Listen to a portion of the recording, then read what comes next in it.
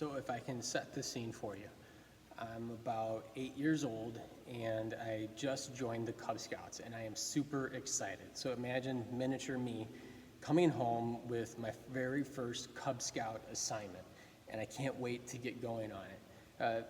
If you can kind of visualize a Cub Scout uniform, it's usually kind of dark navy blue, and there's a yellow handkerchief or scarf that's kind of hung and then cinched around the neck for that little boy.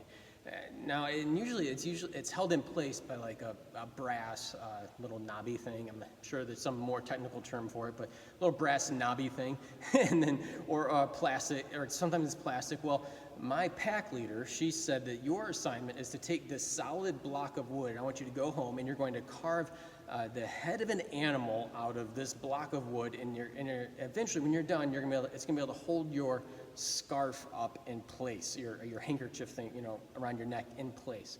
I was so excited. I get home and I start going at it, and it doesn't take a long time for me to realize, like, I have no idea what I'm doing. My little pocket knife that is dull is just not quite getting the job done. And so I just kind of throw it away, throw it down in disgust, like, forget this. And then fast forward a couple hours later, my dad gets home and he looks at the project and he's like, well, why don't you just wait for me? And then I remember, like, oh yeah. And I remember that my Cub Scout leader, she had told us, now, do this with your grandma or your grandpa, do this with an adult or your mom or your dad, because this is going to be hard. But in my pride, in my excitement to get going at it, I didn't wait, and I just went going at it all by myself, thinking, I can do it, I'll figure it out. So many times when we read the Gospels, that is exactly the same mistake the disciples make. And it's because we, as people, make the same mistake over and over again. And the mistake is the mistake of pride. Thinking, well, I'll just figure it out all by myself. We saw that last week when we were looking at the disciples, and they had this big kind of problem of how are we going to feed 8,000, 10,000 people? And their solution is, well, get rid of the people. We don't have to feed them if we get rid of them. And Jesus says, no, guys, we're not going to get rid of the people. We're actually going to feed them. And that's what happens. And it's amazing. And there's this miracle of miracles. And well, now, kind of fast forward a little bit in the story, just later on in Luke chapter 9, Jesus goes on a field trip with Peter, James, and John, and it leaves kind of the other 9 disciples on their own. And so often the case, they kind of start stumbling into trouble, or maybe trouble finds them. Jesus comes back onto the scene with Peter, James, and John, and he comes up and he sees his 9 disciples, these 9 men that he's been teaching, and they're in the middle of a crowd. The way the passage reads, it almost seems like that it could have been the same crowd or pieces of the same crowd that were left over from the feeding, that large feeding of the 5,000. There could be maybe some of those people are kind of still watching and wondering what Jesus going to do next. Except now in the crowd too, there's also teachers of the law.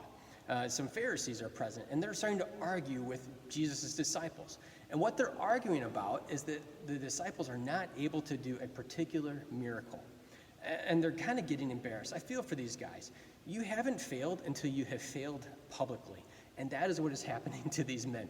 They are in the midst of an epic fail in front of a lot of people. As Jesus comes up, it's quickly recognized, well, here's the guy who's going to have the solution. So the disciples are arguing with these teachers of the law, but then in the middle of it, what they are arguing about is this miracle that can't happen. And namely, or specifically, there's a man and his son that are there, and the man's son is thrown into seizures, and it seems like he's tormented by an evil spirit. So it's really this kind of a life or death situation, at least for this little boy. And so the father is feeling super desperate. The Bible, before I really get into the story, I want to say that sometimes when we read the Bible, the biblical authors will do something called compare and contrast, where they want you to see how one group of people or persons handle a problem and how another person or group of people handle a problem. And that's what happens here. The disciples are handling this problem in one way, and the dad handles it in another. So let's see how Jesus responds to these 2 groups of people. This is in Luke chapter 9, around verse 38. Jesus comes into the crowd, and he comes forward, and the man in the crowd calls out, "Teacher, I beg you to look at my son, for he is my only child. A spirit will seize him, and suddenly, and he suddenly screams. It throws him into convulsions. Notice he starts to shake, and he starts to foam at his mouth. It, meaning the spirit, scarcely ever leaves him, and it is destroying him. I begged your disciples to drive it out, but they could not. The Father sees Jesus come up, and he immediately recognizes who the person with the power is in the situation, and he asks Jesus for help. The disciples, on the other hand, seem like they are making a mistake here. And you're like, well, how do you know that they're making a mistake? Well, look at how Jesus talks to them in verse 41. He says, "You unbelieving and perverse generation, how long shall I stay with you, and how long will I be putting up with you?" And then he turns to the Father and says, "Bring your son to me." And then even as the son is coming to Jesus, the spirit throws this little boy into a convulsion, and Jesus speaks to the little boy, and the spirit, this torment, the epilepsy, whatever's going on, it stops instantly, and the crowd is amazed. This same story that found in Luke 9 is also told about in Matthew and in Mark as well. And Matthew and Mark add a couple details that we don't see here in Luke. After this happens, the father goes away with his son who is healed. And just point out here for a second, the father, again, he did the right thing.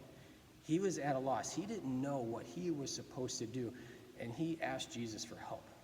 And that's what it's kind of, he's the model. He's the example of what we're supposed to do. The disciples didn't do the right thing. Matthew and Mark tell us a little bit more. And the disciples, as everyone starts to leave and the crowds disperse, and now it's just Jesus and his disciples. And the disciples turn to Jesus and they say, "Jesus, why couldn't we do this?" See, back in Jesus' day, there's always the assumption that whatever I saw my teacher, my rabbi, my master do, I figured that I'm pretty much going to be able to do the same thing too.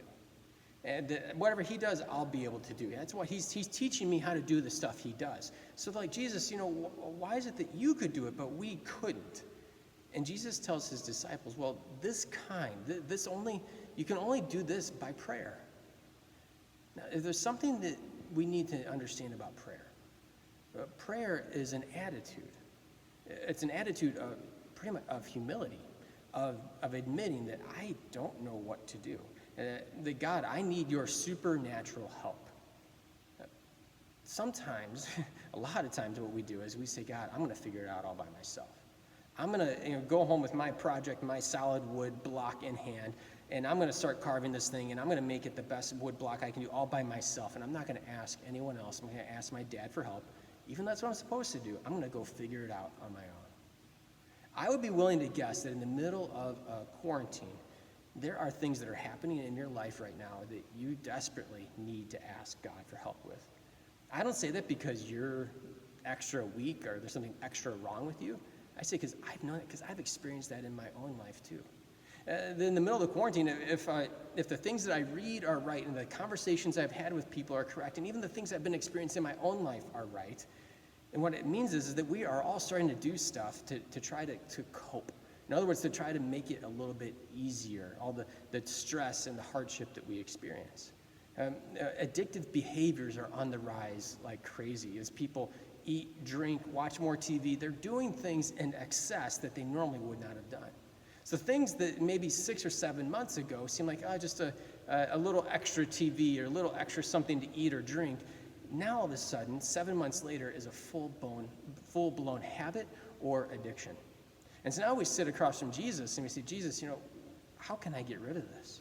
Oh, I need your help today. Or some of us, we are struggling mightily with loneliness.